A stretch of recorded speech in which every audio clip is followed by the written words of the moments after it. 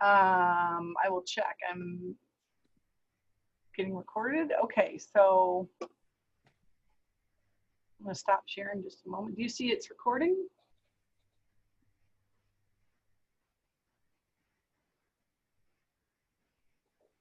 Just want to make sure. I'm going to pause share. I'm going to stop sharing a moment. Oh, wow. And yes, we are recording. So everyone's bigger now for just a moment. So we're going to go ahead and get started and start with the introductions, just so that everyone knows who's on here. And that way, as people come on too, they can join into the introductions. We may have people coming in a little bit later based on classrooms and things like that and technology. So first of all, thank you for joining us today. I am Kelley Senkowski, and Jan will introduce herself, but Jan and I are the co-coordinators for the Ottawa ISD. I also work full-time at Ferris State in e-learning, and for whatever committees they have, like I'm on the MTSS committee for the Michigan Department of Education and whatever else they might need me on for gifted needs, and past president of the Michigan Association for Gifted Children. So, and done consulting on my own side business quite a bit with families and training for teachers and PD for 20 years. Oh, cool. So lots of hats, and I'm a parent of gifted children as well. So just wanted to get started on that. And as far as what we should talk about, I think a little bit about yourself, what brings you here today, and what brings me here today way back 20 some years ago were my kids. I have 5 kids, so I've got twice exceptional students, high anxieties, clinical, all that fun stuff. So yeah, just practice, yeah, all kinds of things. So I'm just saying that so I can relate to all of you, wherever you're at or whoever you're teaching. So who would like to go next? Because everyone's squares are different order on my screen than yours. Well, I'm Al Winebarger. You guys invited me to talk, and I'm a clinical psychologist in Grand Haven. Perfect. Before that, I was a professor at Grand Valley, which is what brought me to this part of the country. And before that, I was an active duty psychologist in the Air Force. And before that, I did my graduate work at University of Oregon and undergraduate at University of Washington. And I've been in private practice now for quite a while. And it's my pleasure to be here. Wonderful. Jan? Oh, okay. And I'm helping Kelley out as a GT consultant for the OAISD, the Ottawa Area Intermediate School District. And we did that last year. We enjoyed it. And now we're continuing this year. Also, I'm on the MAGC, the Michigan Association for Gifted Children Board, and also the head of the education committee for that. I was at Whitehall District Schools for more than 20 years, and also in charge of the gifted program there. So I'm really glad to be here today. Let's see, Tina? I'm on my school Chromebook, so I just want to say as this goes on, my face will go away so I can unmute and mute myself.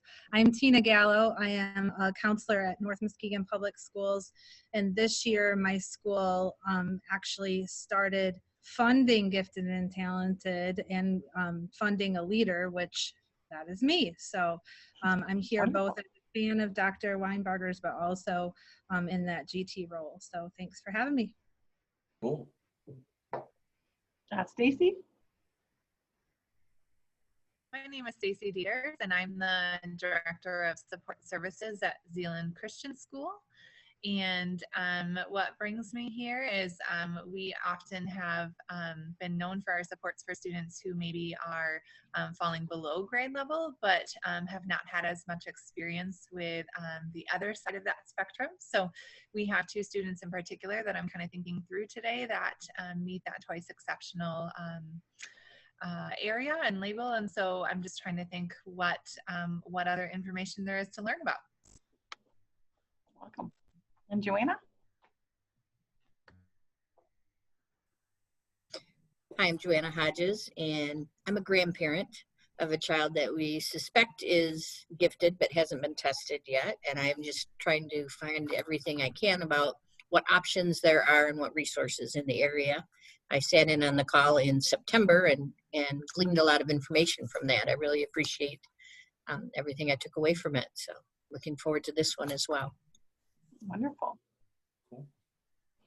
So I'm going to share screen to just show the agenda real quick here. So we just have updates and districts as well as MAGC. Updates, just to start out, does anybody have any as far as what their district is doing this year or a class? It's so nice for us to be able to hear what is going on out there out of our little boxes and just what is working or what you've tried this year. Sounds like a couple of you are trying different things this year. Does anyone want to share anything going on in their classes or districts?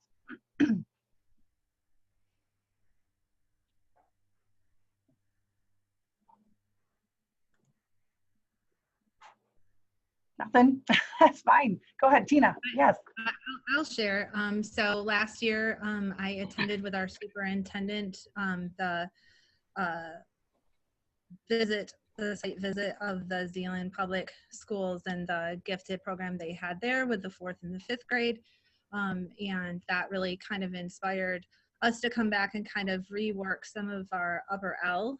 And so we have this year a dedicated 4th grade teacher that is trying to model that, and that seemingly even with hybrid and virtual and all the other things that COVID has thrown at us, Wonderful. seemingly is helping differentiation and advancement. So that's something small, but something that definitely got rooted from that visit to Zeeland. So that's where. That is huge. I don't feel like that's small. That's huge. Thank you for sharing that. That's a huge update and will impact so many students and families. So that's wonderful.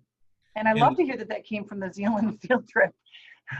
Wonderful. In North Muskegon, can families school of choice in for this program, or is it just for people that are already in in the North Muskegon program?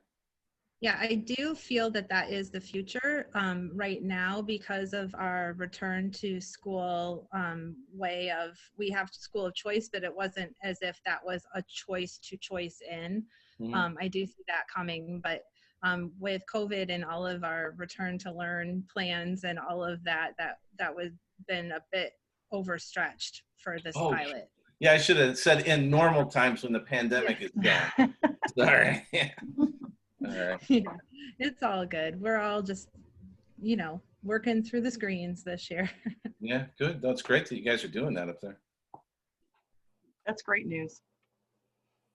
Anyone else have anything going on in their classes or districts or conversations happening?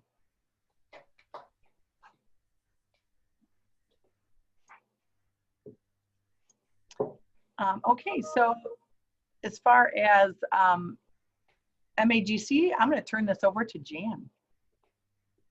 All right, we have some MAGC updates. And the first is that our website, our MAGC website, which is migiftedchild.org. So that's the letter M and then the letter I. That is our website. So we have a new format for that, and our e-images, new newsletters available on that website, and also upcoming speakers and events. So like Dr. Al was listed on that website too for his speech today. Another thing is one of our MAGC board members, Dante Dixon, and his colleagues wrote an article in the Phi Delta Kappan publication, and that was this fall. And the article focuses on how GT programs should move to an inclusive model that serves more students. So the quote is, "We propose that schools assess student progress regularly in all academic subjects in order to identify any student who isn't being sufficiently challenged." And I just want to put a little note on that. In my experience at Whitehall, we've had, I would say, about 5 to 8% GT students across the board. And in other words, they were gifted in most subjects, 5 to 8%, and then 20 to 30% plus I would say we're advanced or gifted in one subject or more. So that's been my experience. And then another thing is that on the website, the applications for summer camp scholarships are available now, and those are due by March 1st. So if you have anyone interested in going to a summer camp that's advanced or academically oriented, then you can look online and get the application and turn it in by March 1st. All right, so that's the basic MAGC news. Thank you. So as far as anything at the Michigan Department of Education, we finished the new MTSS profile and components and all that good stuff that is being fanned out now to everywhere, and gifted is now included in that as a piece of it, as part of the conversation, which it was not. It's taken about 2 years to cycle through to finally get it, the new one out there, because they do a lot of piloting and a lot of meetings and really diving in on every component. So that a new MTSS is inclusive of gifted students now. So that's a big update, but we haven't had any meetings in a couple months because they were just working through their training for that and stuff like that. So my next conversation will be to reconnect with, it's been about a year, to reconnect with those doing the trainings. Now they're ready to roll that out and see if they have any kind of training for the gifted students, because my guess would be they haven't put that in yet. And every focus group that we did around the state with the Michigan Department of Education, they requested information on gifted students because there's nothing in the state. So that's going to be my next thing that I pursue, but at least it's now in the MTSS requirements for the gifted students. So that's a backing schools and districts have now that we didn't have before to advocate. So I did want to, before we transition into the guest speaker, because we are running pretty far ahead of schedule, but I would love to find out from each of you, and I kind of got a little bit when you did introductions, that one person's interested in the testing. I think that was Joanna, and what options there were. But is there anything else that you guys came to the meeting hoping to learn, or things you're wondering, or something that would help you in your current roles or advocating for any students that you have or children you have that are gifted that we could make sure we cover? Yes, Tina. So I'm always interested in the twice exceptional population, and that's where I thought there was a marriage between talking to Dr. Al and this group. Not that I'm trying to lead his talk at all, but most definitely I think that for my 20 years of counseling experience and my almost 27 years in education, that seems to be a very gray area for the average educator to really be able to tease out and understand that population. So as a counselor, I always try to help tease that out, but really I lean on people like Dr. Al to really just kind of go more deeply than what I just as a school counselor can do to, see. So I try to take really copious notes and observational things to assist, but it's not in my wheelhouse to go farther than that. But I see on the mygifted.org, mygiftedchild.org, there is a section for twice exceptional, and of course I've heard for years about that term and tried to read as much as I can, but any resources specifically about that I'm always interested in. Okay. Cool. Excellent. Anybody else, what you came to the meeting hoping to hear about or learn, or what might be helpful to make sure we cover?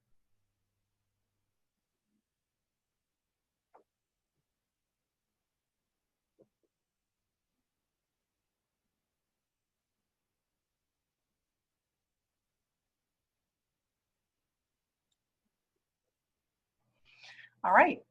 So with that, we are going to transition into our guest speaker. I am putting some links in the chat box for some of the documents that we're going to do. So as we're going along, if you want to copy those at any point, you can feel free to do that. With that, I'm going to turn this over to Jan to introduce our guest speaker for the day. All right, thank you. We're honored to have Dr. Al Winebarger speak to us today. He's a clinical psychologist from Grand Haven, Michigan, with many years of experience. And he said he's been doing it in Grand Haven, I think, since 1999, so over 20 years. And he's been an associate professor at Grand Valley State University and also has published several books. And one is Choosing a Therapist. Another one is Parenting Kids with ADD and ADHD, Real Tools for Real Life. And there are a couple other books too, a couple ebooks also. And then at the end of his speech, or in the middle too, we'll have question and answer time for Dr. Al. So welcome, Dr. Al Winebarger. Thank you. And now just to make sure, we only blocked out until 2. That's how long you're expecting to have me, right? As long as you have, we are fine with that. Okay, because I'm keeping clinic hours today, so sure. I'll have to quit at 2. But okay, well, thanks for inviting me to talk. When I put together the handouts, I kind of did what I typically do, is I did too much so that I could go in different directions if I wanted to. And because some of the communication I'd had was that some parents wanted some information on talking to kids, you know, keeping them connected during COVID. So I have some of that, but the one that I want to start with is the one that's just put up there first. Now I know I'm preaching to the choir to a certain extent by putting up giftedness defined. It's just I wanted to throw that up there just in case anybody had never read a definition of it, and to kind of organize how I talk about testing. Because understanding a person and understanding testing is difficult and complicated with everyone. And what tends to happen is we oversimplify with test scores, and then we kind of miss the forest for the trees. So what I mean is, if you take an IQ score of 100 and you're using a regular IQ test like the Wechsler, there's 176,000 combinations of subtest scores you can get to get the IQ of 100. So the only thing you can really know about any two people with an IQ of 100 is they're probably different from one another, not the same. And so what tends to happen with IQ scores and cognitive testing is everything gets too homogenized. So that's why traditionally, I mean, back in the day for giftedness, and to be honest with you, for cognitive impairment, people just over-relied on IQ scores because they're tidy, you can get them. You know, what's magical about an IQ of 130? There's nothing magical about it. It's a tidy 2 standard deviations above the mean. It's a tidy cutoff. And so that makes it easy to talk about, but oftentimes difficult to understand. And that's why I put on the handout there, the modern definitions really try to take into account general intellectual abilities, specific abilities, leadership abilities, both the ability to lead in a tight area, but the limits of that ability as well. Visual and performing arts, psychomotor ability, any area that you know you can assess a person, and you want to think about that when you're thinking about gifted, just like at the other end when you're thinking about cognitive impairment, when you're looking at functional adaptiveness and their ability to be on their own. And so all of that is in the mix, and so it always makes things very complicated, and it's like trying to describe a painting that's got a million colors in it and trying to come up with, well, what does that look like? So in general, thanks for going down. You skipped the definition there. In general, the common characteristics, I'm working off a paper, guys. So, each one of these areas can be like a gift and also a strain on the person as you go through when you're thinking about the person interacting with everybody else. So when you look at language skills, early on, kids that are going to have higher verbal IQs tend to form sentences more clearly, more quickly. They evolve past the single word communication to that telegraphic communication, like want cookies.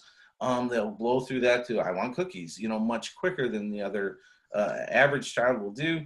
And then adults kind of tend to gravitate to that because it's fun. I mean, it's fun to talk to little kids that, have such advanced language skills, but then that can also kind of begin to wall them off from same age peers. Learning abilities, again, I'm preaching to the choir. Mental sponges, absorbing and incorporating new ideas, making connections that, seem obvious once the connections are made, but oftentimes it takes a person with such advanced gifts to be able to do that. If you take something as simple as running shoes, you know how everybody runs in lightweight running shoes, right? Well, before the 1970s, Bill Bowerman, the track coach at my old alma mater, University of Oregon, was literally the first person to think about lightening running shoes. The guy was brilliant. And his runners, he would build shoes for his runners. And Oregon is to running what Michigan is to football. It's the most successful program in history. And his runners would laugh at him and say, well, what difference does it make if my shoe weighs 1 ounce less? And then he would say, well, if you take 3,200 steps in a 5,000 meter race, that's 200 pounds you don't pick up and set down over the course of that race. To us, looking backwards, it seems obvious. Nobody runs in heavy shoes. Everybody runs in light shoes.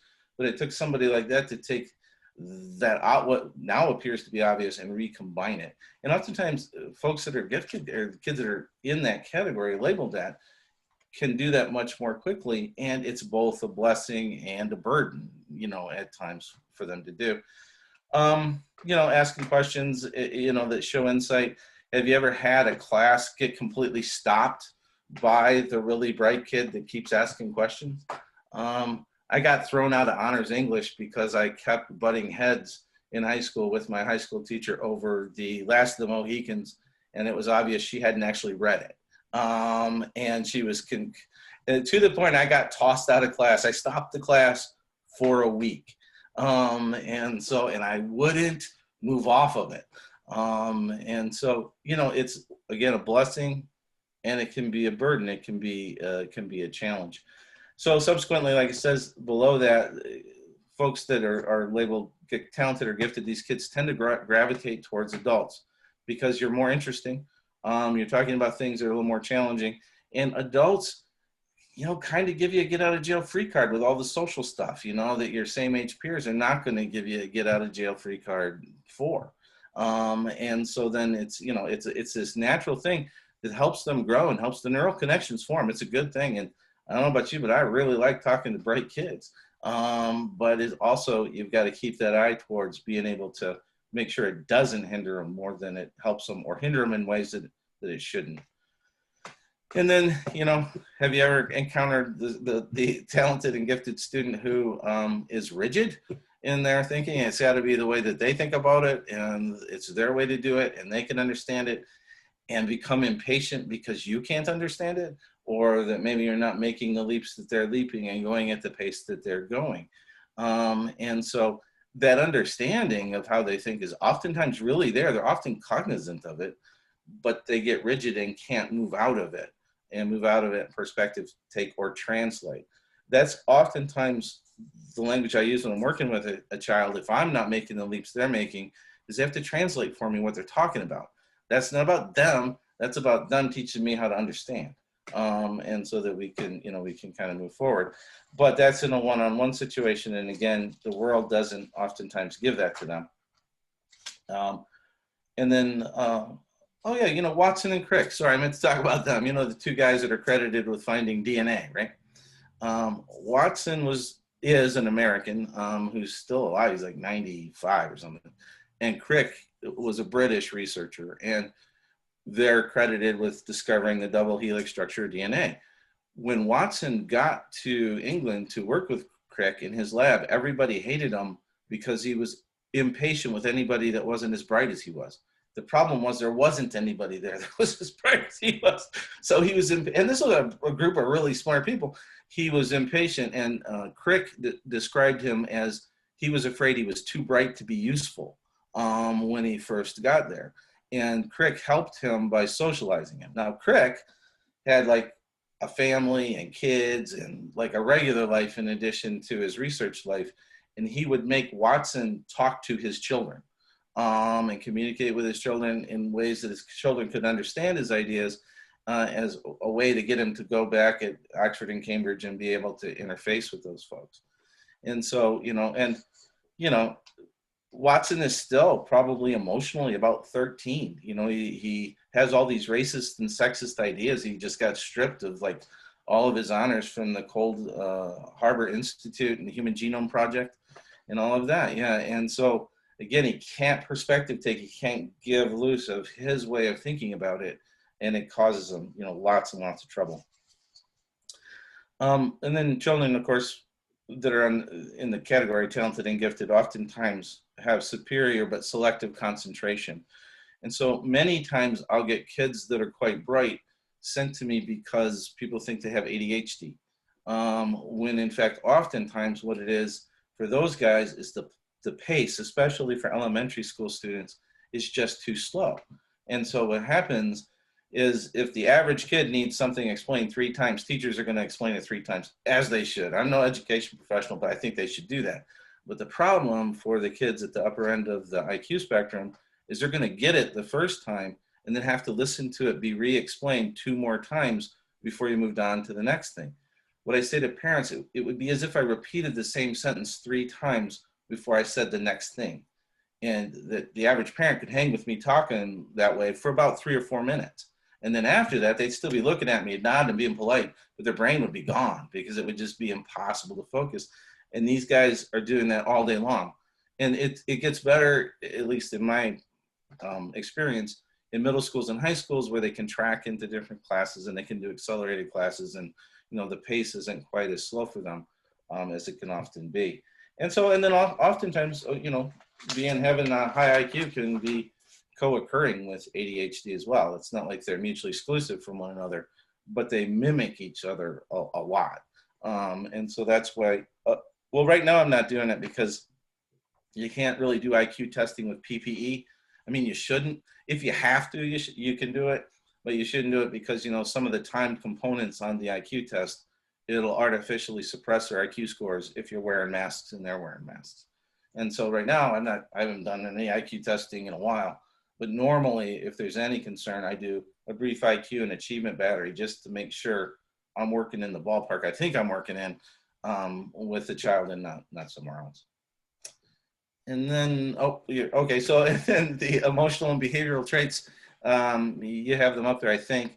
And again, I know I'm preaching to the choir, but it's important to think about this when you're thinking about any particular child, because the one thing you can be certain of for any child that falls into the talented or gifted category is they're probably different from a lot of the other kids that fall into that category. And understanding a kid is like, I don't know, like understanding a sculpture or something. You've got to see it from all the way around. You can't just look in one direction and go, okay, the IQ is really high, and not pay attention to the rest of it. Like the first one, emotional intensity or reactivity, you know, that's listed as this generic thing, but imagine if that's what you're doing when you're trying to interface with your world and, you know, communicate and learn and do all of that. That's an extra burden that the person that's not intense or reactive doesn't have to carry. And so their day is actually less difficult than the person who is intense or reactive. Sensitivity to other people's feelings can be overly sensitive, can also struggle a lot with perspective taking, again, emotionally perspective taking. If it doesn't bother me, I don't understand why it bothers you. And this is a common thing among humans anyway. Like, you know, the one thing I tell parents when they're working with anxiety is you want to stop telling people how they should feel or they're okay. It doesn't matter how they should feel. It matters how they do feel. And then you start there and you manage going forward. Yeah, social maturity, because again, that's, you know, can come from all of those just thousands and thousands of behavioral learning episodes that really bright children can miss because they're adults, or they're just narrowing their social circle because nobody likes being bored and nobody likes being misunderstood. And, you know, and it's kind of a pain to have to do that all the time. And it's easier if you just, you know, kind of move forward. And it can be unhealthy, but it's kind of how they adapt. I have an adult son who's a computer guy, and he sent me this Batman meme that I wish I could have found when I was doing this talk, but it's Batman kind of laughing at the rest of us for now being socially isolated, you know, because Batman's always socially isolated. You know, that's how he gets along, and now the rest of us are kind of having to live that way. But those issues can be in there. And then, you know, the keen powers of observation, again, a blessing and sometimes a burden. You know, it's all children as they move into adult years have to work on not saying everything they think. And so then, you know, when you can think all of these clever ways to, you know, kind of come at somebody, and you speak them, it makes your life stress that much more difficult, you know. And the brighter the kid, the more ways they can think of to butt heads with you, and to get you chasing your own tail when you're trying to, like a dog that's confused when you're trying to kind of move forward. And then poor organizational skills, messiness, and, you know, and back to the insistence on doing things their own way. The rigidity is oftentimes something that's just quite difficult, you know, to overcome. So moving on to the types of assessment there. Basically, when you understand a child, you always need parent input if you can get it, and you always need teacher input if you can get it, because they tend to spend a lot of time with those children. And so parents are always going to be experts on their own kids, because they see the child in multiple environments and reacting to multiple situations that the rest of us don't get to see.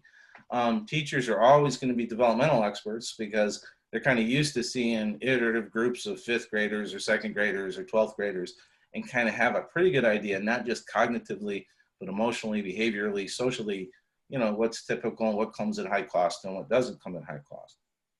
And so you always want to include that anytime you're trying to do an assessment for anybody, but especially at this end of the IQ spectrum.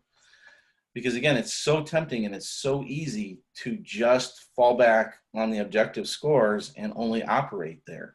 But then when you do, you miss so much of what the kid's capable of and what the kid's dealing with, that you're oftentimes lost at sea, rowing a boat with one oar. I don't know, pick your metaphor, but it gets hard to go forward because you don't have all the information that you need, you know, to go forward. And the times that missing things and over-relying on test scores or failing to get test scores, the times the difficulties those cause are just tremendous. And it's trying to avoid that in any kind of good assessment. So like it says up top, you really do need to have parents, teachers, if you can get it. And then IQ testing. So I'm just curious, for the professionals talking to me, you've heard of Alfred Binet, of the Stanford Binet IQ test, probably.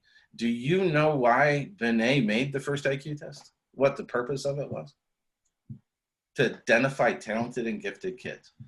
Everybody was focusing on impairment, and he was focusing at the other end of the spectrum and was curious about why really bright kids of the same ages tended to be good at the same things and make the same mistakes. It was literally identified, and then the French government, he's from France, the French government took a hold of it. And excuse me guys, I'm getting paged for a second here. Forgive me for a second. I have to step out for 1 second. I'll be right back.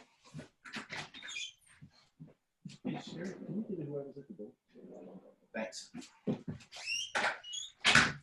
We have an outside way of getting into the building, and somebody just paged me trying to get into the building. But anyway, so the French government paid Alfred Binet to develop this, because the French government in the early 1900s was trying to identify talented and gifted students so they could engineer programs for them so that they could, you know, move forward. So everybody, or most people, tend to think of IQ testing as identifying, you know, people at the cognitive impairment end, but actually the first standardized, scientifically vetted IQ test was not designed for that. It was designed for the other end of the spectrum. But Binet, if you ever want to read about somebody interesting, he's an interesting guy. He was being published in ethnology journals when he was a teenager. He would write articles about the acquisition of knowledge and submit them, and they thought he was a freelance professor. He was offered a job at a university at like 14 because they didn't know he was a kid. And so, yeah, so he was a pretty interesting guy. And then the most common IQ test in the United States is the Wechsler system. It's a system that I use. It's a system that just about everybody uses mainstream-wise. Part of the reason I use it, well, there's two main reasons.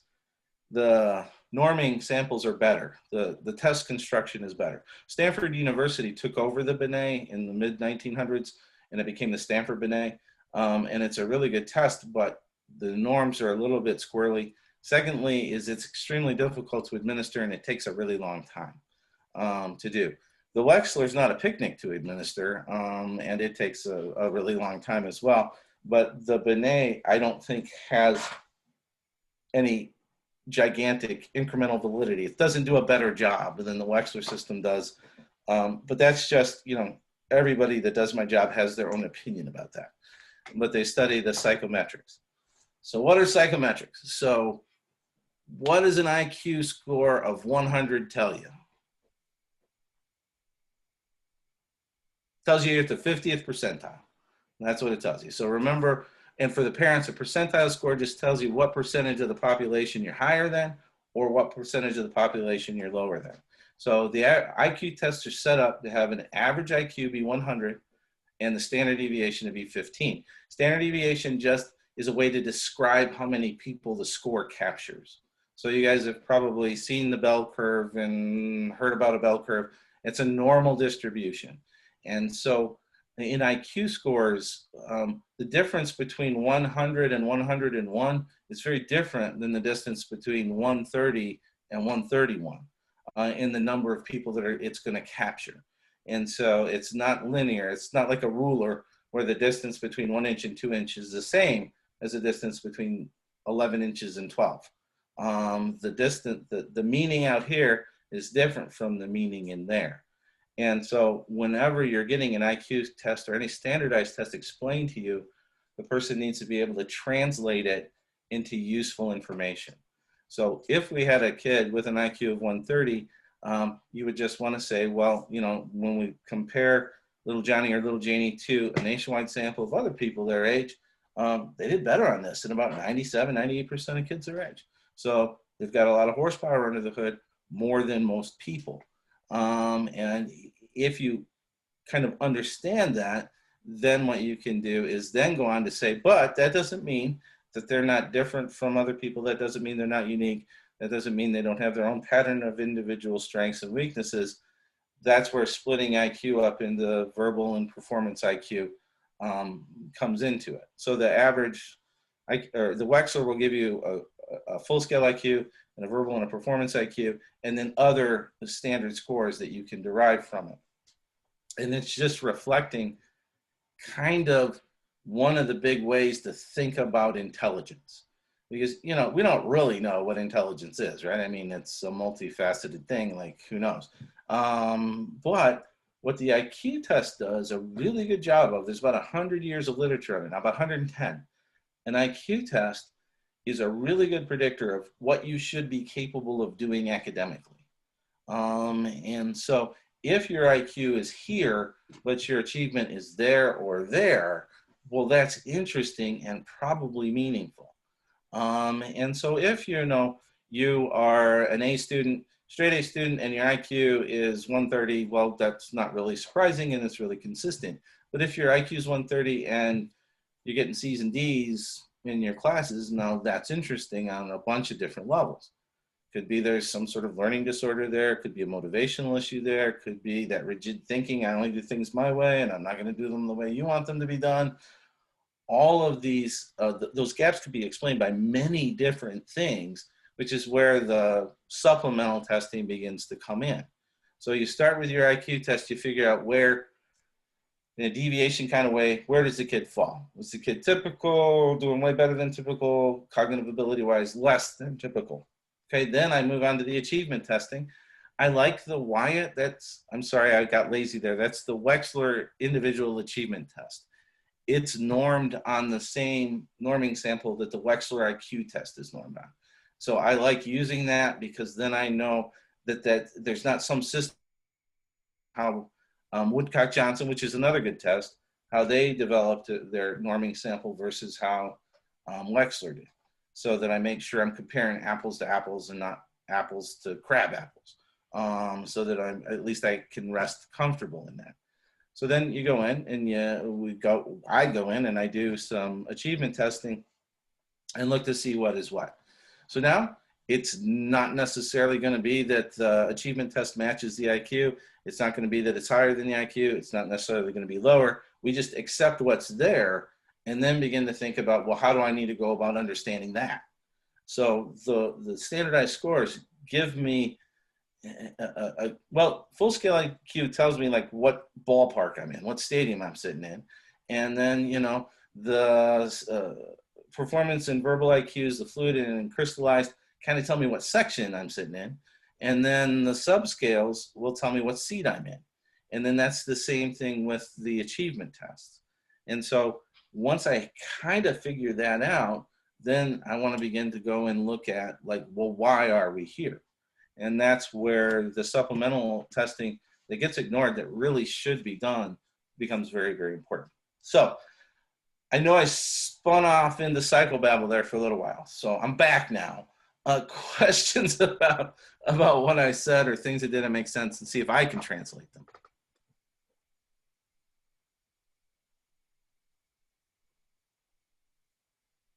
Okay, I'm going to assume I can go. I've got a question, Dr. Al. Oh, sure. I'm sorry. Yeah, about the Kaufman. Did I miss the Kaufman? Oh, no. Yeah, I didn't.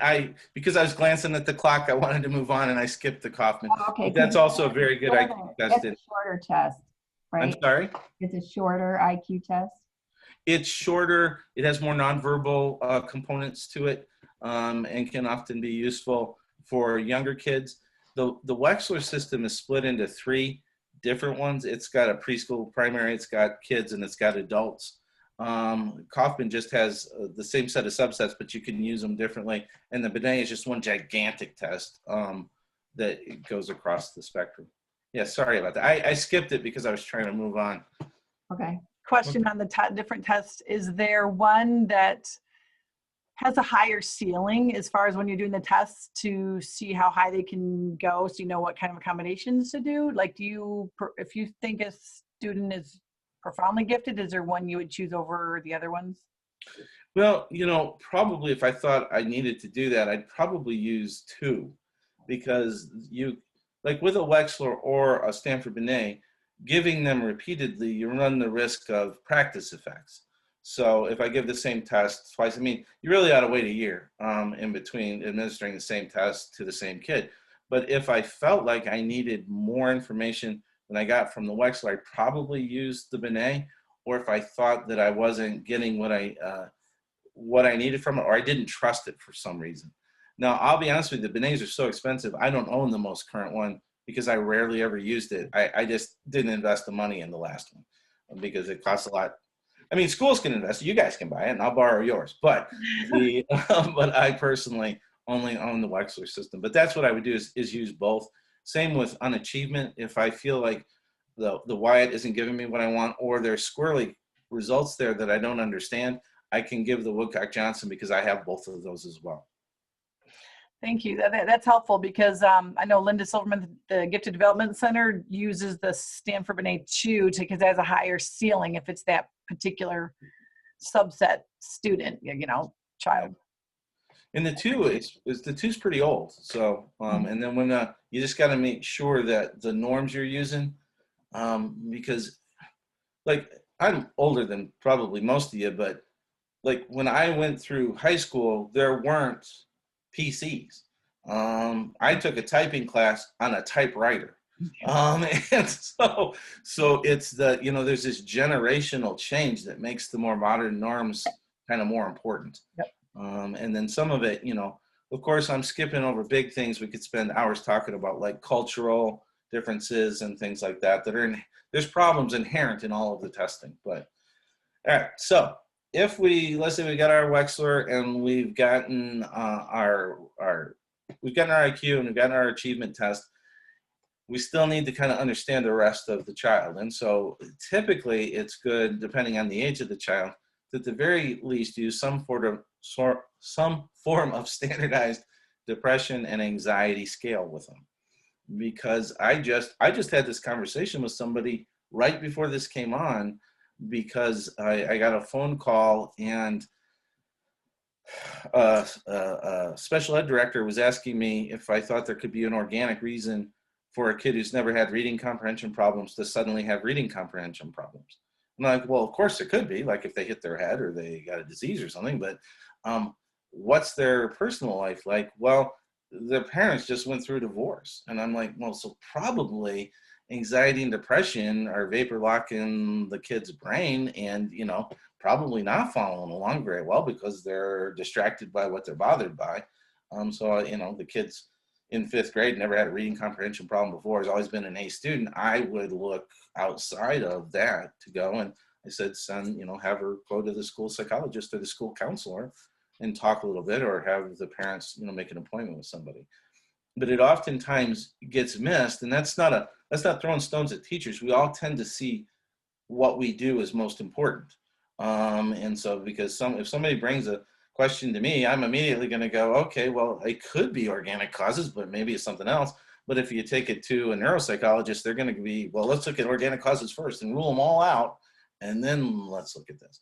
But again, there's always limits to what you're doing, and whoever you're working with as a professional needs to be aware of it and needs to provide that third leg.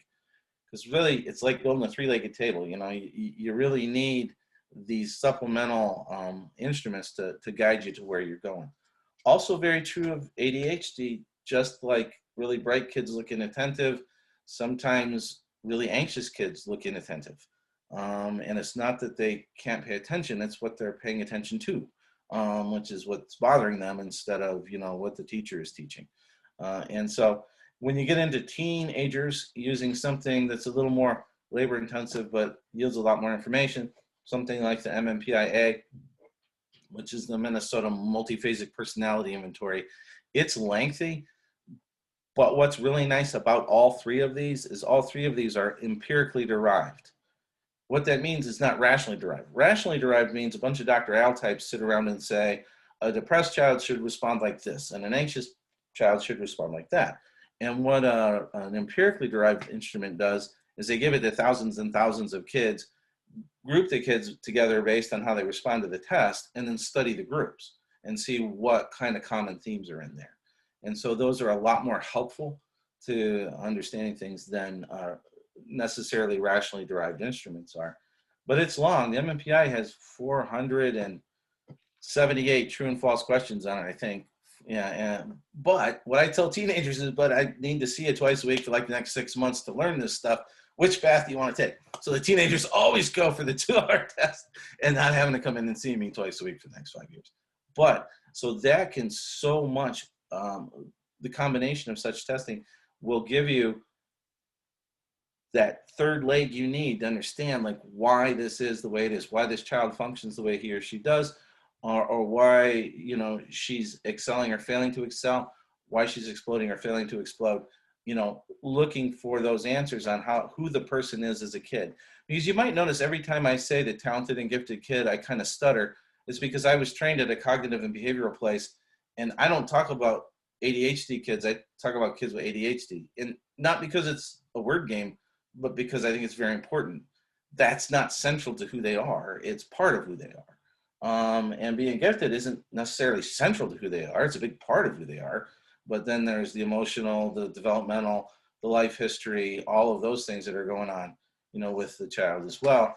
And especially important if you feel like you've programmed something for the kid that should be making sense given the IQ and achievement testing scores. You've got really good educators that are I'm no expert on curriculum development. You've gotten good curriculum development in place for that child, customized for that child, and the child still doesn't seem to be clicking. The answer is probably in there. And these aren't hard to give. They're actually fairly easy to give. But again, just like with the IQ testing scores and the achievement testing scores, you need to make sure the person using them understands how to explain them to you, and then understands their limits and their strengths. And then I also remember at the start of doing an assessment, you want to make sure you're talking to parents. We also always give standardized questionnaire to parents and to teachers. I mean, I'm not doing teachers right now because it's kind of hard to get them. I mean, maybe I can get them again now. Some of the schools are back in, but to the extent that we can, to make sure that I'm getting that view from that typical developmental expert on what's going on with that kid emotionally and behaviorally, not just academically. Because I'll capture the academic side with the IQ and the achievement testing, at least the basic skills. But I need to know how that person's functioning as a person to be able to kind of prepare an evaluation and then turn it over to you guys. And then Kelley, you were asking me at the beginning, what guidance for schools and for parents? If you have an evaluation done and you feel like your child should qualify for those services, because remember all the way back at the definition, the point of, at least as I understand it, is not just to label people as talented and gifted, but to develop supports and programs that that person needs to, you know, bloom to the extent possible. So now you have, at least on the psychological side, cognitive ability side, emotional behavioral side, you have a pretty decent picture of the child. Where I send parents to go is to start with the school principal and the school counselor, and then get the school psychologist involved. And I know there aren't very many school psychologists anymore. The very first school district I ever went to was in Seattle when I was an undergraduate. Every single building in the Seattle school district had a PhD school psychologist in it. And now there's like, what, one per district maybe?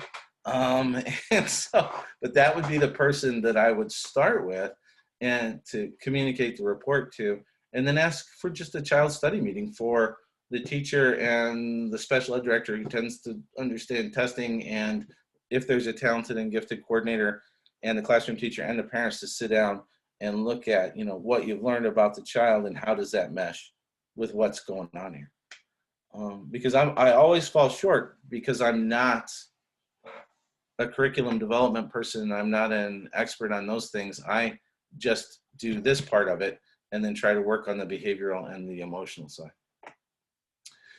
So I've been talking really fast for a long time. So questions, concerns?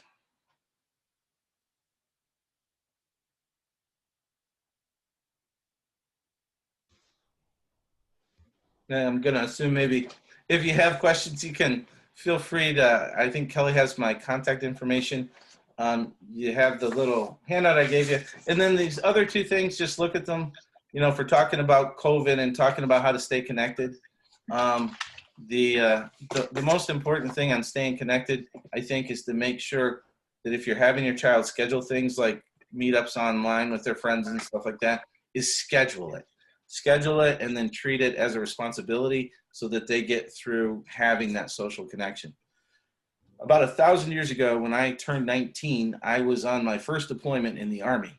And we were in the field. My job was calling in artillery and airstrikes, and we were tactical. And out comes the chaplain to meet with us. And the platoon sergeant said, "Who wants to go to chapel?" I had been made to go to church my whole life. I wasn't going to chapel. 2 or 3 guys went. And then the platoon sergeant put out security guys to keep us safe. And the rest of us did calisthenics with body armor on the entire time church was going on. So that then the next time the chaplain came out, there was 100% attendance at chapel. I was sitting in the first row because sleeping with my eyes open was far preferable to doing push-ups with body armor on. And he didn't do that to us because he was being mean. It was because he knew we needed to be exposed to somebody that was out there that cared about us, that was providing us some support and a place to talk. We just weren't mature enough to realize we needed to be doing. And so on the social connected things, whatever they do, try to get it to schedule. You schedule things get done. Things that are all just doing on the fly never get done. And you know, we all tend to kind of gravitate. Our warts and blemishes come out worse when we're under stress, like COVID, isolation, and all of that. So those ideas are in the other two handouts. And I think Tina had a question. Oh, I'm sorry. I'm getting a bad echo. Yeah, it could be me.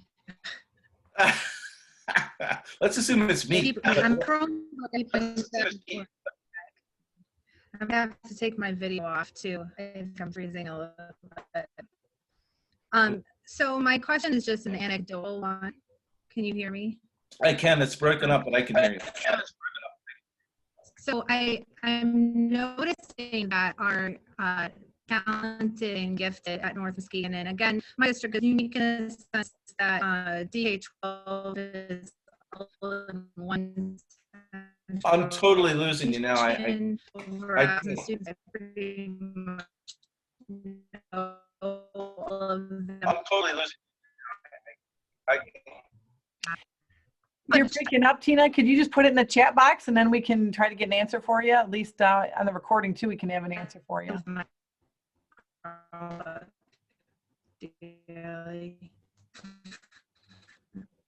I could understand her at first, but I can't hear it anymore.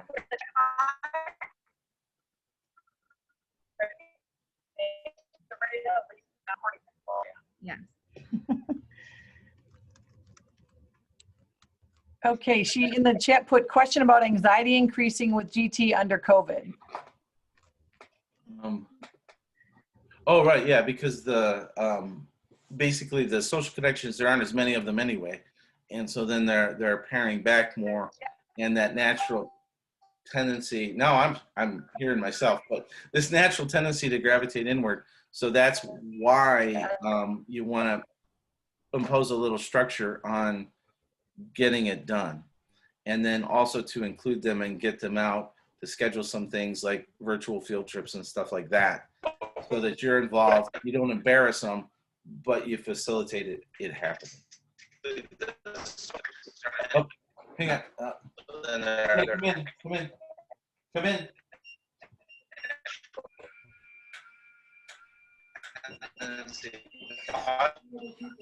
Okay. So that's impose a little getting it done, and also Hey, guys, I'm sorry, I have to get off because my patient is actually here. Thank you so much. I hope it was helpful to you guys, and if you need anything else, just send an email to, you have that contact email from my office manager, and I'll get to you whatever it is you need. Thank you so much. Today was wonderful. We'll go through your handouts. Thank you. All right, great. Thanks, guys. Bye-bye. Bye. So we do have the handouts too. The question was about anxiety with COVID, and with the handouts, talk through that as far as how to handle that, because we do have just inherent in the gifted student or adult or young adult is going to be increased anxiety because they see the world differently, they experience it differently, and they're always trying to fit in, and they have a different understanding. So they have increased anxiety already. Now you're adding a situation and scenario with the COVID and all this going on, and potentially relatives getting sick, and that makes the non-typically anxious person, so the people that don't even get very anxious. So you can imagine those that have like clinical anxiety, like the gifted, and then they're adding this on top of it. So that was a really good question. So I think talking to them, and again, this is obviously like anything else is going to be age appropriate talking, but if you have even a high schooler, it's still, whenever there's stress, like the doctor was talking about, everybody, but in this case, the gifted, they go back to their own coping mechanisms. And for gifted, it can be suppressed age coping mechanisms. So it can trigger, their anxiety can trigger emotional suppression. So they can act younger and they don't process, like if they're a high schooler, when they're stressed, they might end up processing like a fifth grader or whatever the case may be, because that's where they can revert back to at the social level. And their social emotional, it can be suppressed, but it comes out more when they're stressed. So that was a really good question. So I think he has provided us a handout to hopefully give us a little guidance on this and how to talk with whether it's students or children or grandchildren about the different scenarios. And I think if you haven't already had COVID yourself or in the family, or the student hasn't had it in their family, it's potentially coming. And so I think it is very important, because again, their anxieties flare when this happens. They find out somebody has it, someone close to them, or they could have been exposed. I think it is important to talk through the blame thing. Nobody's blaming because someone got it. Doesn't mean they were negligent. They could have had their mask, they washed their hands. It's just like the flu. You don't blame the person because they got the flu. You feel bad they got the flu. So I think a lot of that is just walking through that with the youth or even young adults, and keeping it, I don't want to say real, but keeping it in perspective. So, when they're already socially inept, a lot of these students, they don't do really great. They'd rather stay home, be by themselves, be on the computer, have their virtual communities. So that actually will lead to more anxiety when it's time to go out and do something and be in a crowd or be in a group or go back to school because they've been online for 2 months. They're actually going to have higher anxiety than they normally would, because now they're in their comfort zone staying at home. And now they're going back out with all these social things. It could be bullying, teasing, whatever. They don't feel like they fit in. So I think too that there needs to be some kind of awareness, first of all, on that is going to be extremely anxiety provoking to them when they've been in a comfortable home place. And just have that awareness and help them talk through that, because a lot of the times transitions are difficult for these students when they get comfortable somewhere and they have to transition, whether it's home all summer, go to school, and they don't sleep for 2 weeks before school starts, or whatever, or they get, when they get older, it might just come out as attitude or behavior, and they're actually anxious about school starting in a week, or whatever the case may be. It's when you have the anxiety, the transitions can be difficult and can trigger that. So I think just kind of talking through, even with maybe they're home for a couple months and it's time to go back to school in the classroom or face-to-face. Maybe it's having that awareness, that conversation. Hey, let's talk about this. Let's think about it. You're going to go back and be with your peers. You're going to be on the bus again. What's that like? What things help you? Maybe they have sensory integration disorder, because a lot of gifted students do have that. And maybe buses are noisy, but home is quiet. Talk through that so that they're not caught off guard when it hits them and they go back into that and they kind of forgot how that is. So there's just a lot going on, I feel like, with the social emotional piece with gifted students, young adults, even adults, because a lot of gifted students have gifted adult parents. So there's a lot of all that going on. And if you're in a household with them, it's your child or it's your grandchild, you see them often, just be aware that giftedness runs in families, and so does anxieties general, and what helps and what can help them. And it's just really helping them through these things, because these are different things we've never dealt with, adults, let alone the students and the kids, with all these changes and everything's closed. And you can't have birthday parties, and we always did. And my sibling had this blowout party when they turned 8, but I can't now. And what's the deal? I mean, it's just all of those things that are different for everybody. So I think just having that awareness with them as everything comes up, that if they get an attitude or they get grumpy about something or have what feels like an inappropriate social or emotional reaction just to something, that's probably what's going on. That's probably the anxiety piece, and maybe they need to just take a moment and when they calm down to talk through that piece. So this comes from being a parent, as well as having that in the household, and from my consulting as well. So if you guys have great strategies for that as well, as we're talking through, please share. But I think that was a really good question to bring that up. Of how do you handle that? How do you talk through it? And I like that he's provided even a handout for that. Are there any other questions that came up from this piece? COVID, anxieties, social emotional. Are there or questions about what he talked about? Because Jan and I can point to resources or answer from our research on things, that kind of thing. If you guys have questions, since he couldn't stick around professionally, he had an appointment to talk through. Yeah, Tina had some good ideas there about the book, Who Moved My Cheese? That's an excellent book to discuss. And then your comment on mindfulness. I think that's another really good thing to focus on. Mindfulness is really good, especially in this time. Excellent suggestion. Any other ideas or questions? And if you have resources like that, go ahead and add it to the chat if you want. And you can do that by, at the top of your screen, getting out of, you can exit full screen, and then you'll be able to get to your chat and everything if you scroll on the bottom of your menu. But actually I can get out of this share screen so that it'll look normal on your screen. You can see people. There we go. So anything like that, if you have any suggestions or questions or thoughts when we were talking, even when I was just talking, to bring anything up or a student up that we could help.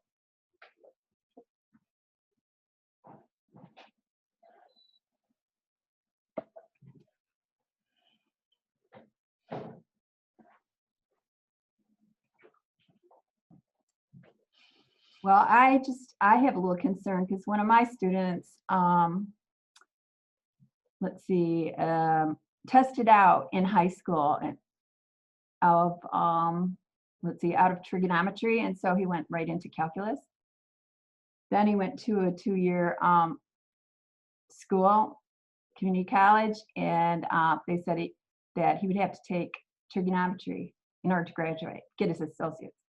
So what do you think about that? So they made him repeat, huh? Yep. And he did really well in calculus.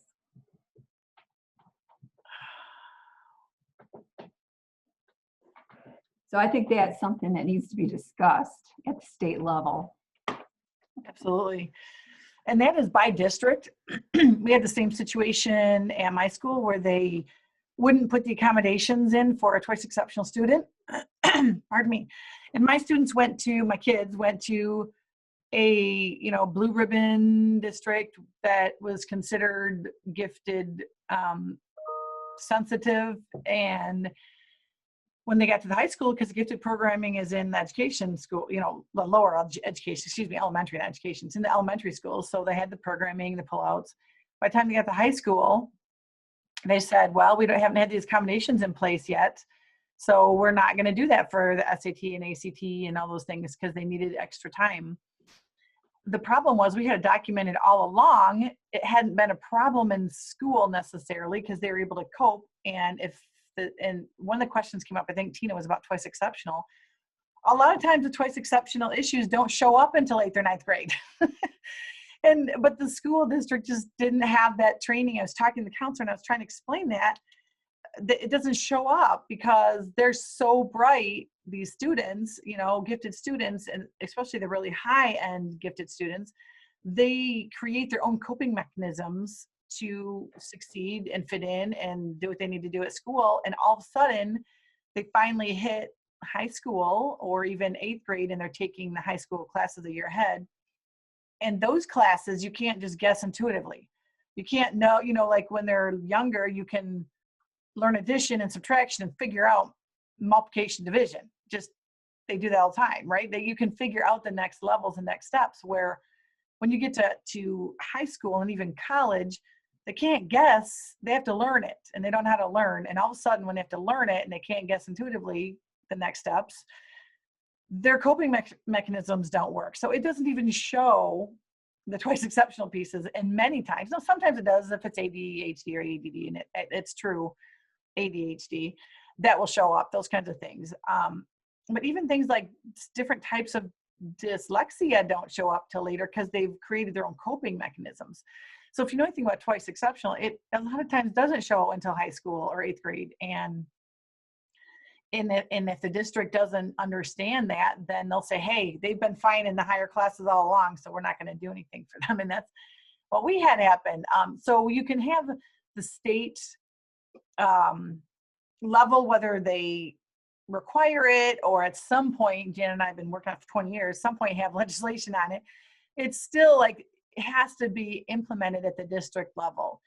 So whether you're a parent, an educator, administrator, if these types of things are happening in your school or your district and you see it, please educate them or point them to resources, because it hasn't been a required thing in our state for teacher certification or even counseling. There hasn't been required information on gifted students, this 5% of the population. So if you see that, it is an injustice to gifted students. So in a politically correct way, if you work there, try to refer them to some of the data. I mean, there's, so much data on it and research that even, Jan, get a hold of us. Jan and I can send you links, websites, research, anything you need to back you up to try to help that move forward for a student in your school. And there's ways to do that that's respectful, that whether you're a parent or you work in the school to kind of help that along. But that was a good point to bring up, Jan. Has anyone else experienced things like this with students or with your children or grandchildren, and what happened? And maybe we could give suggestions or just share. Well, currently right now we are getting a 504 for my son. as he does have the ADHD. Actually, Dr. Al is his doctor. So it was interesting to hear all that. Wonderful. But we don't really know. The school just labels him as ADHD, even though we've given him all of the other reports. And as a teacher and a parent myself, I'm like, I don't even know what to ask for him. I just want you guys to treat him fairly. So I guess for me, like, what kind of things should I look for to put into his 504? Which, you not knowing him makes it hard. But he in the ADHD test through Dr. Al, he scored in the 99th percentile for almost everything, above 90 and everything. And his IQ is a 139. So he is probably bored out of his mind. And I'm sure he is. Yeah, and he hits every single check mark of the, he's a kid who's always inquisitive. He literally needs to see things one time, and he knows everything. And I'm just at a loss being on the other end of things now, like what to do without crying every time I've gone in there. I understand. It is emotional. It's because it's a frustration. So I would say, and anyone can pipe in too after I'm talking, but I would say definitely make sure that they get the gifted piece in his record and even on the 504, so that it shows if he's at around 140, he definitely needs above level classwork. Now, he might have strength areas, not knowing your child, whether it could be across the board, everything. And then in that case, he might need to be excelled, grade excelled or subject excelled, or it could be math science, or it could be, arts and language, it just depends on what his strengths are, but he definitely needs to be challenged, because you're going to get a whole lot of other behavioral problems as he gets even in high school and not doing assignments because he knows it and he's bored. Like, he needs to be challenged at that level of IQ, also in the gifted side, so the academic challenge with the accommodations. But there's some really good suggestions that Tina's got in the chat as well. Write it down. She's got reduced assignments, alternative assessments. What grade is your student or child? Fourth. Okay. So at that level, they're probably doing things like division, long division. I don't even know. I'm out of the loop a little bit with the whole, like, what grade they do things now, but because my kids are older, but things like that, even things like long division, if he can get 100%, he shouldn't have to do 25 problems of it. He should be able to do the first row, and if he gets 100%, be done. So How does he get moved ahead, even if he can do 100%? That what is his learning level? At what level can he get higher? And I would suggest the NewMats test, because then it breaks it down by subject area, and then you get the guidebook that says, and that's through Northwestern University, and it will actually, it's an above level test, so they'll do 9th grade test level in the 4th grade, but they're not supposed to study, and you have to tell them ahead of time. You're not supposed to know all the answers, so they don't feel like they're failing it. Just fill in everything you can guess. Right. Like, they need to know it's just a guess, and it's okay. But I don't know how they're working it with COVID. I don't have a clue. So you'd have to go to their website. But if you put in NUMATS, NUMATS will bring up Northwestern University and all the information. But the nice thing of that is you get a guide, like a guidance book that you can take to the school, the principal, the counselor, and the teachers on what level he's at in all those areas and where he should be, where his learning should begin. So it's a tool you can use. Because I know his social emotional, like, that's the problem. He honestly acts like a 5-year-old. Like, he doesn't. I get it.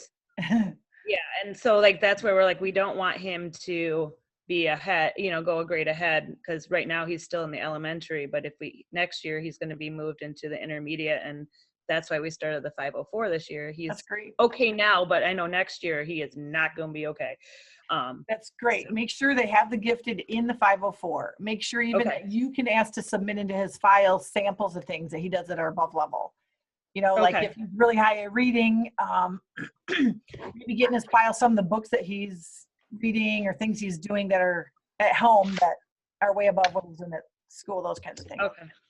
And Tina just piped in that NewMats is not testing this year, but I would still reference that, because when they do test, to get in on that if it's next year, because it's fine to do that at 5th grade, and you'll have a tool to help him move ahead.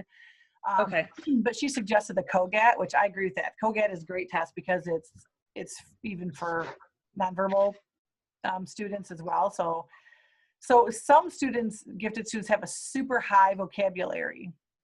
Other gifted students have a really low speaking vocabulary level, but a super high comprehension level from reading really above level books, but they don't speak like that level. So it could be helpful too for the younger students. And the school will know if I say COGAT, they'll know what I'm talking about, right? That's a common test. Yeah, they should. Okay. Thank you, Tina. That's great. Yes, thank you very much, Tina. And we'd love to hear later, like what happens next year, whatever.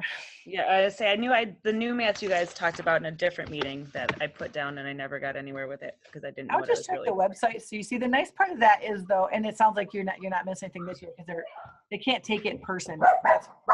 Sorry. The joy of working at home. Apologize, but so yeah, I would definitely check it out because they take that test with other little people like them. So they're not taking it with 8th graders or whatnot. So. Oh, perfect. All right. Thank you so much. Any Sorry other? I had to help my kid. Understand, yes. Are there any other scenarios, Stacy, or it looks like we have Matt or Tina, even if you want to type it, or Joanna, that are going on in your world that we could potentially point you some direction?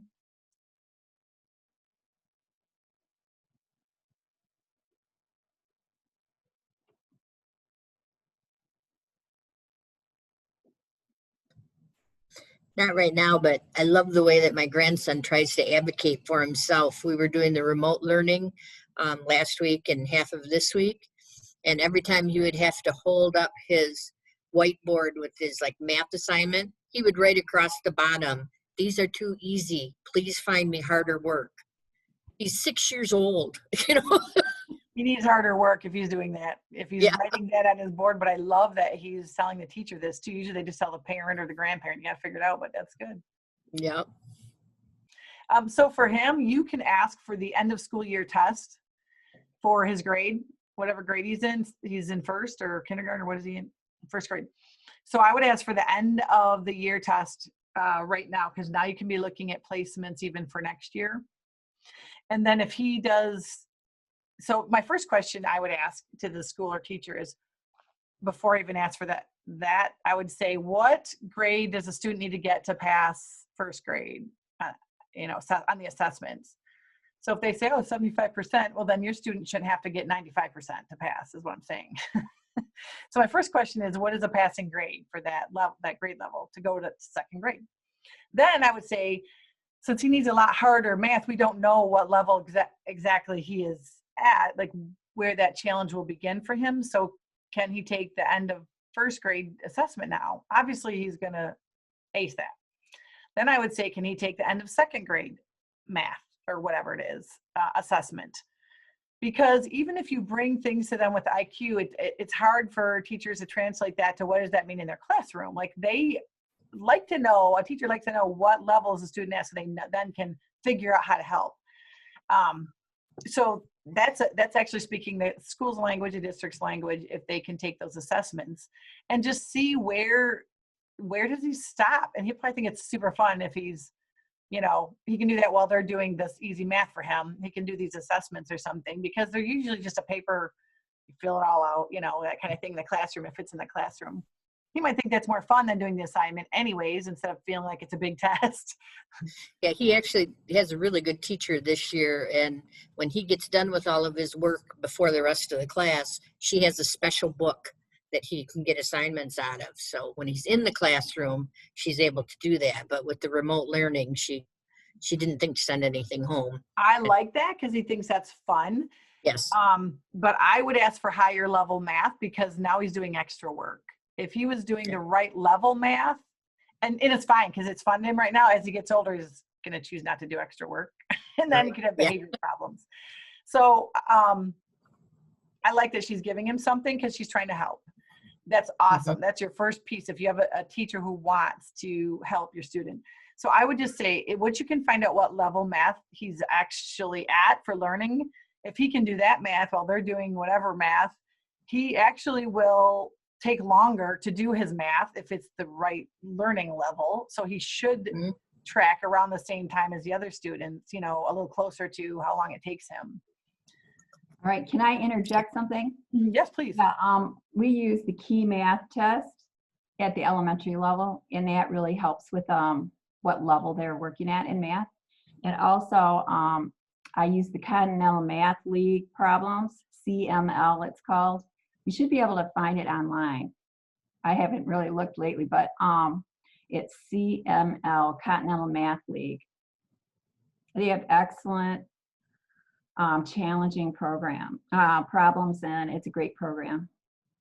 And that's something they could have him do while they're, and there's so many online math programs. You can even do things like Smithsonian or National Geographic. There's an educator site where they can put in like a topic and a level, a grade level.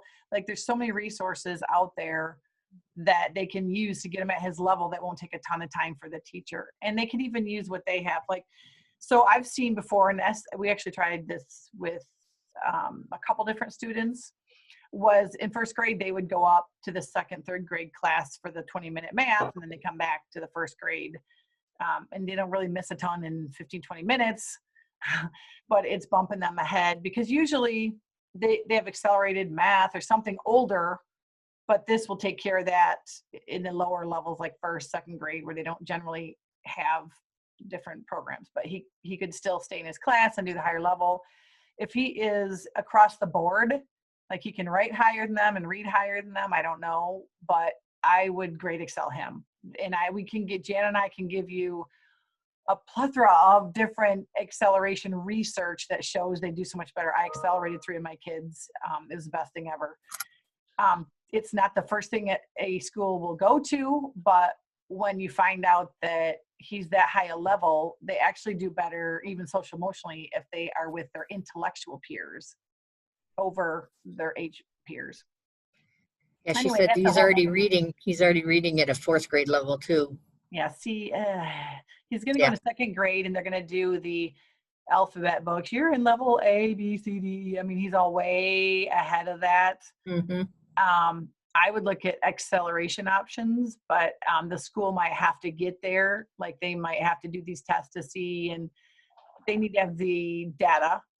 But I think I'm guessing he would gravitate towards the older students. If you went to a park or you went to whatever, or adults, he probably likes to talk at a higher level because of interests. So that's also another benefit to grade acceleration. And they're so close in age anyways, within a year or whatever. But usually if you can get him grade excelled a year and he's actually not 2 years ahead in math or something, it's a lot easier for them to accelerate him in the next level class a year, if that makes sense, instead of trying to do 2 years ahead in a grade. Yeah. But I'd say first steps is have the teacher, it sounds like she's willing to work with you, do end of year assessments and just say, we need to find out what level is he at, because we don't know. And then you can take it from there. But yeah. Thank you. Yeah, I'm glad you spoke up. That's all. Any other things that are coming up? Wow, look at you. You're not Matt. That's just what Matt does. That's my husband. I do have a question. Yes, please. So I homeschool our kiddo. He's 10 years old and he's in the 4th grade. But from the very get-go, he's been a very fast learner, amazing memory. My parents will give me a book to read about something and he'll get his hands on and is just reading it, lickety split, no problem. Love it. We are thinking of going into transitioning into the public school. And my question is should I go ahead and do that testing myself? What is the benefit of having him tested or not? Because right now, doing the homeschooling, we have the benefit of simply, okay, yes, he understands that math. We're on to fractions now. Absolutely. And, breezing through that, and it's not a big deal. And same with reading and comprehension and vocabulary and writing. And then he can really kind of, he loves writing. And so he's writing books and, doing those things on his free time. But so my question is, what the benefits are of testing, if it's needed to go into the public schools, if that's helpful. And I also think that there's probably an ADHD tendency, so twice exceptional component of it as well. So I guess I don't really know where to go. Sure. Does he, so if he is engaged in something super interesting to him, reading or researching something online, or a math that it's a new concept, how is the ADHD at that point? He can stay pretty focused when he is Interested? Very interested, and nothing, like, he doesn't hear me call his name, or he's just so into it that if I give him instruction when he's doing something, oftentimes people will think, well, he's just not responding to you, he's not listening, and it's just because he's so intensely into what he's researching or doing. Yep. If that answers that question. Yes, it does. That's a really common gifted trait. That's why I was asking the question.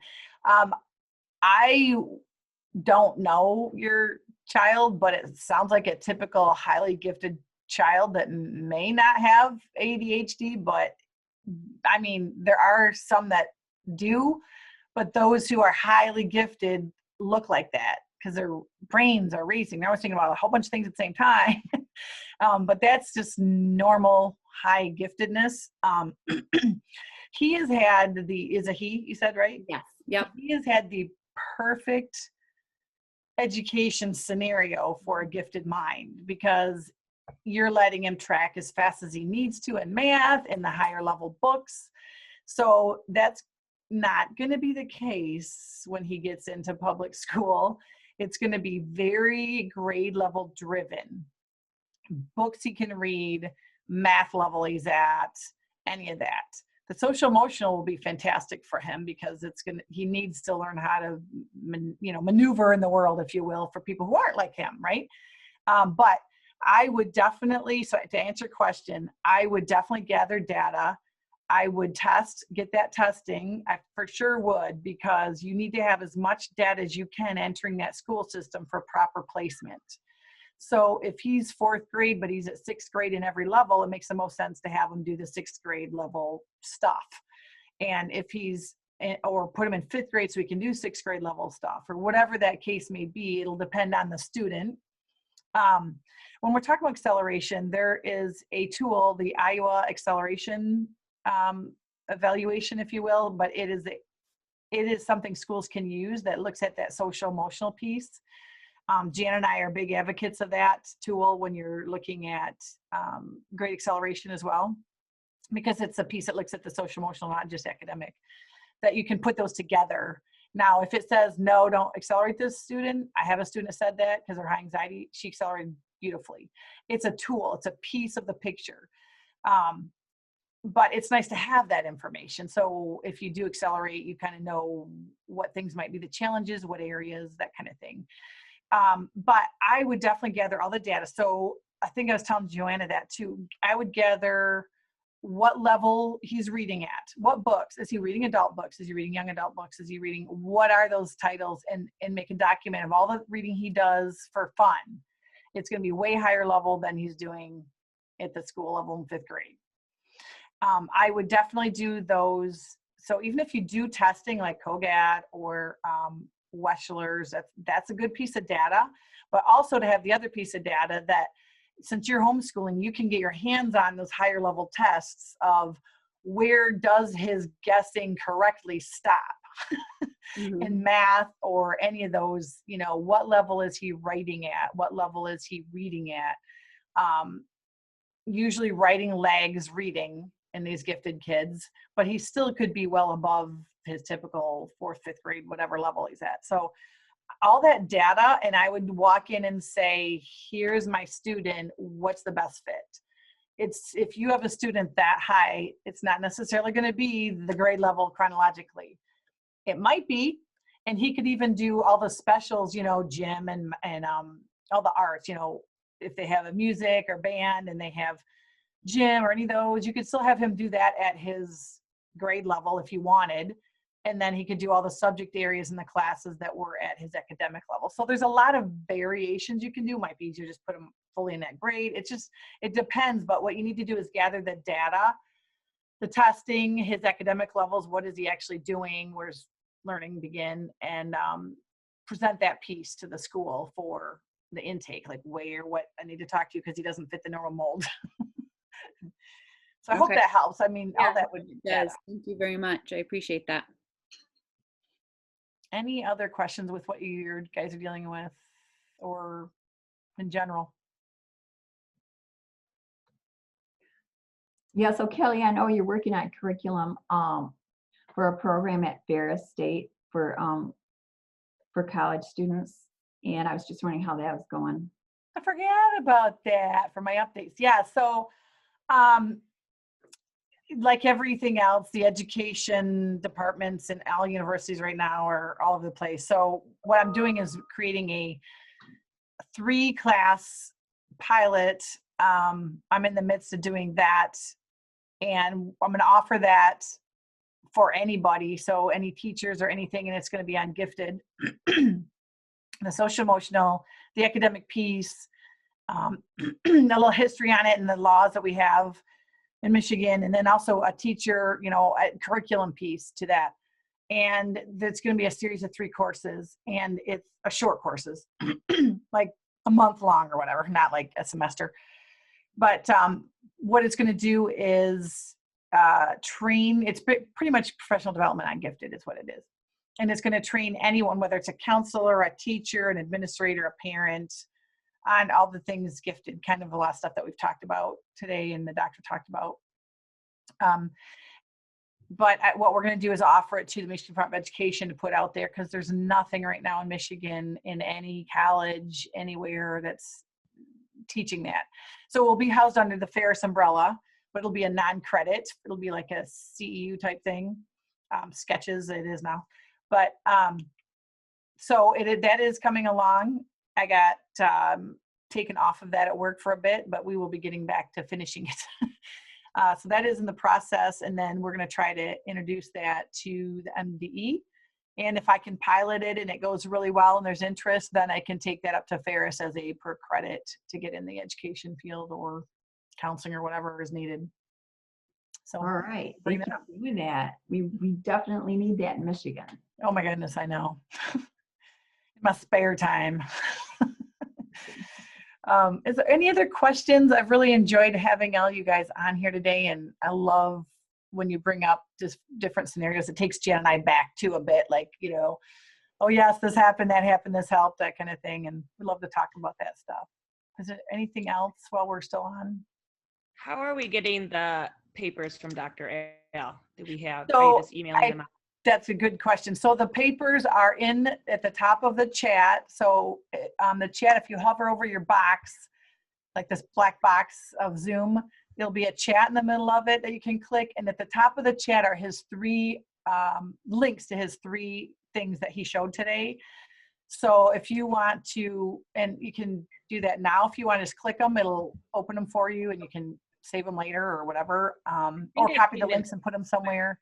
Okay. You can go ahead and do that right now. And then we're going to send out the recording to anyone who has registered, because we had a lot of registrations that we had emails and stuff where they got taken away and they couldn't come. They want to see it. So we're going to send it out, and it'll also be showing up in the video as well, the links. But it's like a long Google link, so I thought it might be better if you just copied it from there right now instead of trying to write it down from a...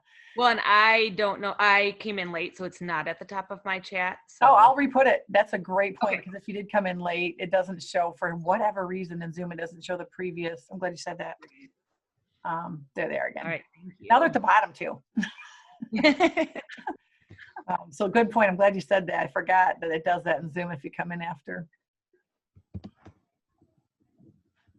But with that, I think it's a wrap. We can get out 20 minutes early. Jan, did you have anything else to add? Oh, not right now. You did a great job. And thanks for joining in and piping in for me. I like to hear other people talk. It's better. So thank you guys so much. If you got the links, we're good. I can end the meeting and then we'll send out the recording. Perfect. Thank you so much. For joining us. Thank you again. Bye-bye. Bye.